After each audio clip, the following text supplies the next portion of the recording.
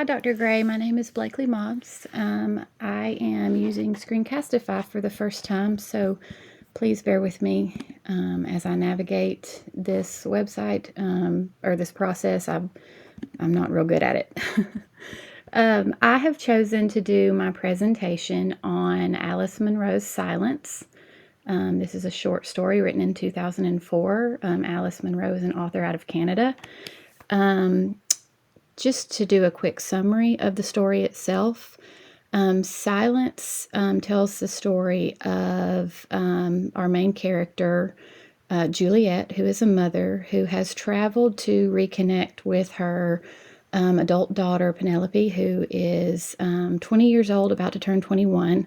Penelope has left to live at a sort of spiritual retreat center. And Juliet travels to see her only to arrive and find that Penelope is no longer there. She has left without a word for Juliet, and this is something that is very troubling immediately within the story to Juliet as a mother. Penelope has cut off all communication with her mother, with exception to a few cards that she sends in the mail that really don't consist of any depth whatsoever. No real correspondence between the daughter to the mother. And this really leaves Juliet sort of struggling with the impact and the ramifications of the silence that she is receiving from her daughter. And a lot of unanswered questions about why their relationship has become what it is.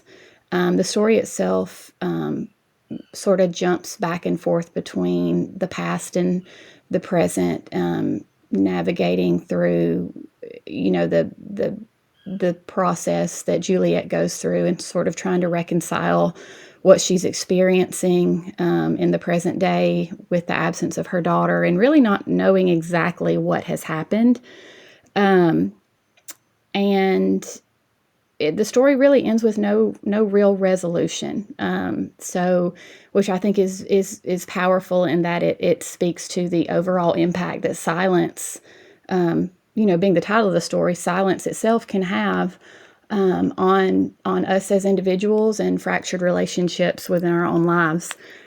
So to get to my presentation, I have chosen to focus on various themes that I feel are relevant within the story itself and symbolism, primarily the symbolism of silence itself within the story. And again, the story really explores the dynamics of human relationships, the importance of communication and the effects that a lack of communication can have, and the unavoidable passage or passing of time. And how, failing to address or acknowledge human emotions and things of that sort, how time can kind of get away from us. And before we know it, we can find ourselves in situations that are less than ideal. So again, this presentation aims to complete an analysis of key themes present in the story, supported with textual examples that really illustrate Munro's portrayal of the complexities of life. So the first theme that I have chosen to focus on is a theme of communication, really communication versus silence or a lack of communication. And so, we've all heard the phrase silence speaks volumes. And, really sometimes we can say a whole lot by saying nothing at all. And in her story, Munro demonstrates how silence can convey, in many cases, much more than spoken words, emphasizing the ways in which silence can create an emotional distance between people, in this instance, between Juliet and her daughter, Penelope. Juliet's interactions with her daughter highlight how the absence of communication emphasizes their strained relationship in the story. Which really, highlights the ramifications of unspoken emotions throughout the story. Again, the story itself bounces back and forth between past and present. And there are some really pivotal moments in Juliet and Penelope's life, where Juliet's silence, in regard to these events, speaks volumes, specifically the death of Penelope's father, other relationships that she goes on to have throughout, her adult life while her daughter is still with her. Just not really having an open line of communication with Penelope. And this reveals the emotional gap that really has existed between the two, for the vast majority of Penelope's life. Juliet's lack of response at these key moments really brings about a sense of longing for understanding and connection within the reader as we read, because, we read about these instances in the lives of these two women, and there's just no real conversation that occurs that really dives into the emotions of these events and how either one of these women are feeling. Penelope being a child at the time during some of these, and even Penelope being younger in her childhood when some of these other events occur. There's just this consistent theme of a lack of communication, which translates into essentially silence, which showcases how, the silence can be both a refuge and a prison. In Penelope's case, she has sought refuge in sort of going away to the spiritual retreat center and cutting off all connection with her mother, because there are obviously some serious issues that exist there for her on her end, with her relationship with her mother over the course of time. And then that silence in the same breath creates a prison for Juliet, in that she is left desiring this communication and desiring the ability to understand why Penelope has gone away. And, she just doesn't get that. So I feel like that just throughout the story in its entirety is something that theme is just constantly building. The second theme that I have chosen to discuss is a theme of memories and really the passage of time. As Juliet remembers her own childhood, her memories are really tinged with both affection and sorrow. She recalls, times in her childhood, that bring her joy and sadness at the same time. And in the same instance, she reflects on the present. And the story itself, again, flip-flops, alternates between the past and the present, which reveals how memories can evolve and change over time. While in the moment, that occurrence may not necessarily be something that we can look at with affection or sadness. And, as we grow older and we gain a wider perspective, sometimes those reflections in the present moment can transition into something different than they were, in the past. And then lastly, future implications. The story suggests that while in many cases the passage of time may help to dull the pain, as it does in the story with, Penelope's absence, Juliet learns to deal with that. It's less painful as the story goes on. But, it also, in the same breath, intensifies her longing for what once was in regard to the relationship that she had with her daughter when her daughter was present in her life. The third theme that I have chosen to focus on are gender roles and the expectations primarily placed upon women, societal restrictions. In the story, Monroe really explores restrictive gender roles that were prevalent in society during the time. Juliet's husband consistently has an affair with a friend of hers. And Juliet is just sort of, I don't necessarily know if expected is the proper word, but for whatever reason, she is upset about it, but she remains in the marital home and within that marriage, probably because she needed to be for support. And there, is a spot in the story where she talks about specifically that she didn't leave, and she did try. She got Penelope out of the house for a little bit, for a few weeks, and she wanted to really clear the air between herself and her husband. She no longer wanted to pretend that everything was well. The story specifically says, for the sake of the child. I feel like that occurs a lot, especially in, times past, where women were really expected to just sort of smooth things over and keep trucking along in the marriage, and sort of just behave so that the child, would have the traditional, family dynamic. Moving on, maternal expectations. Juliet's relationship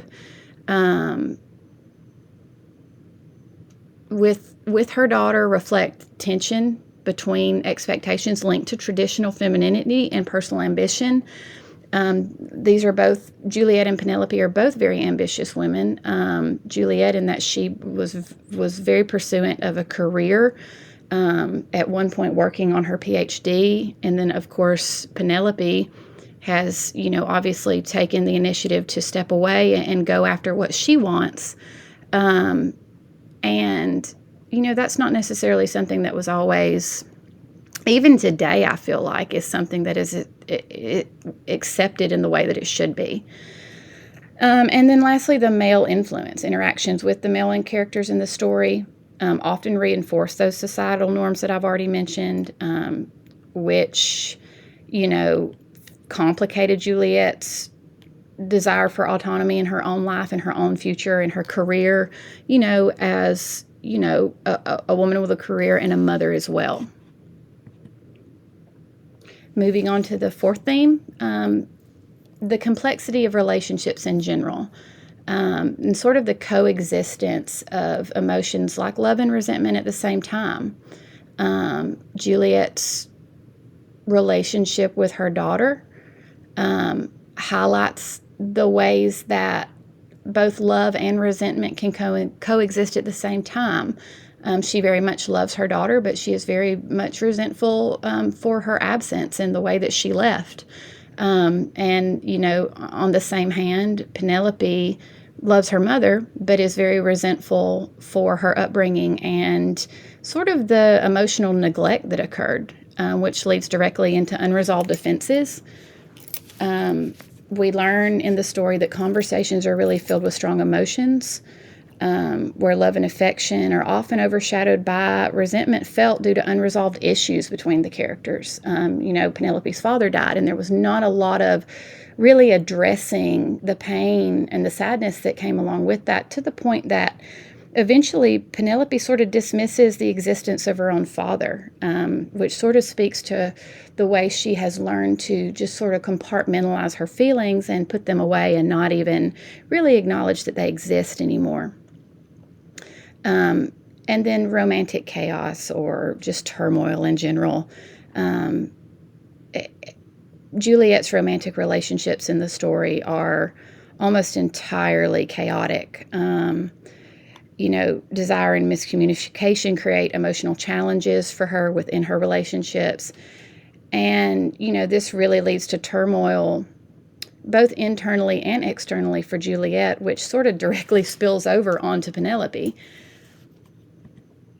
Lastly, the theme of a search for personal identity, self-discovery, Juliet's journey of self-discovery amidst external pressures as she navigates, her journey through becoming very successful in her own career and sort of giving up on that ultimately, and sort of just kind of settling where she's at.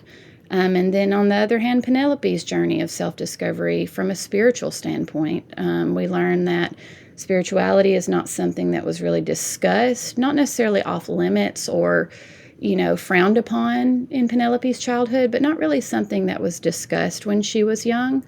And so she has sort of set out in search of, finding herself in that sense.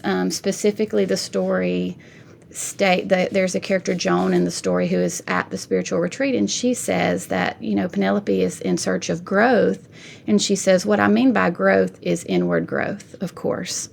And so Penelope is at a place in her life where she is sort of searching for a way, from an inward perspective, to grow in ways that I think she really feels like being in a coexistent relationship with her mother would be restrictive or detrimental to that growth. Family expectation, struggling with the influence of one's upbringing and finding one's own personal identity. I think this is a universal theme. I think that this is something that we all at one point in time experience within ourselves.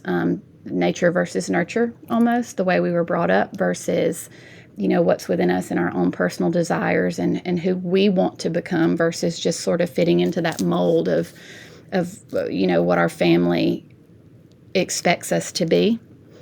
And moving on, societal roles, confronting the conflict between ourselves and what society expects us to be. I think Juliet and Penelope both in the story at different times in their lives faced that sort of, this is what the world says you should be versus this is what you want to be, and sort of them navigating how to excuse me, I'm sorry, I didn't mean to click that, how to exist in a world where even though that, how confronting that conflict between themselves and what the world around them tells them they should be.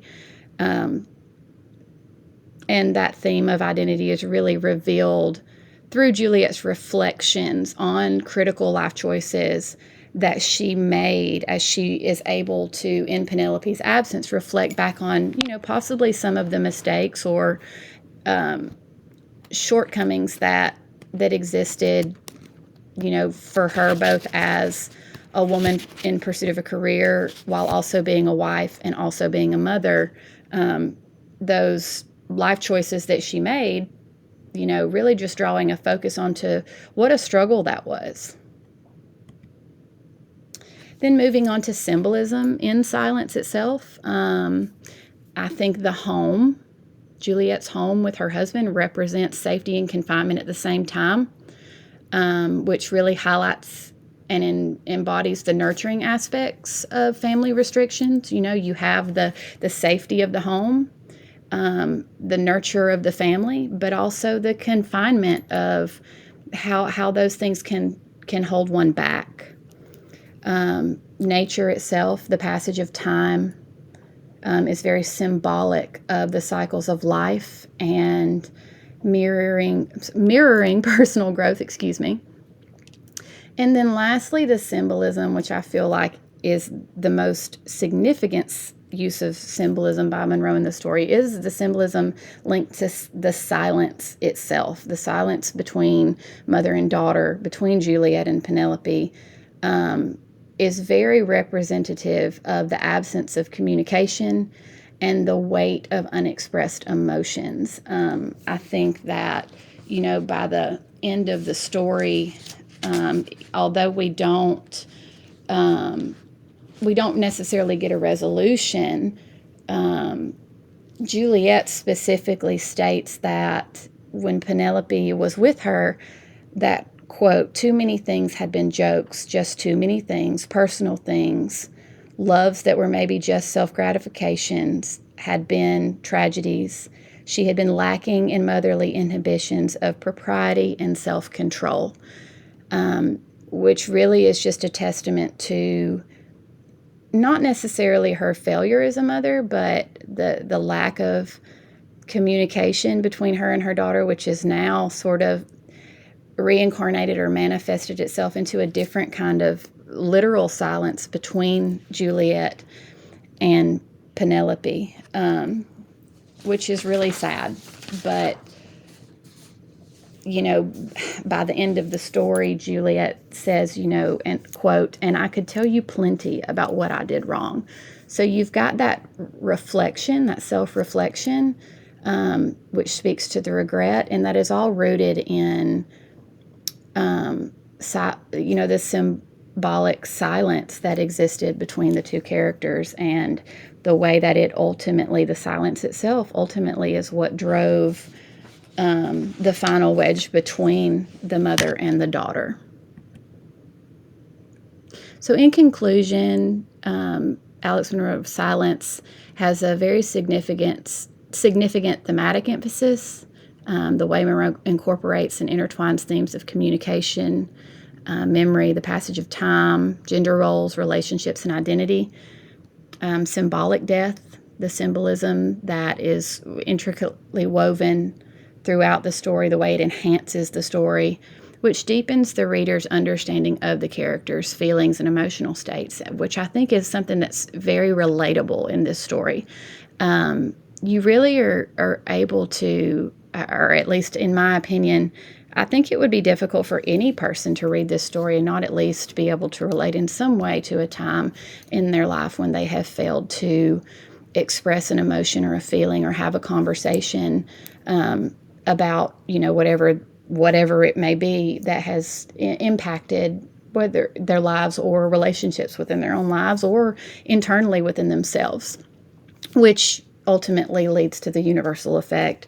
The way the story invites the reader to contemplate the human experience, life itself, and the silent struggles that we really all go through, that just as in the story shapes the characters' lives, but also the way we can connect as readers to the way those silent struggles can shape our own lives.